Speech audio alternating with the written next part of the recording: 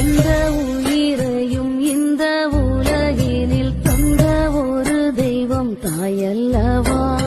அந்தம் இல்லா ஒரு சொந்தம் என்றால் அது எந்த நிலையிலும் தாயல்ல.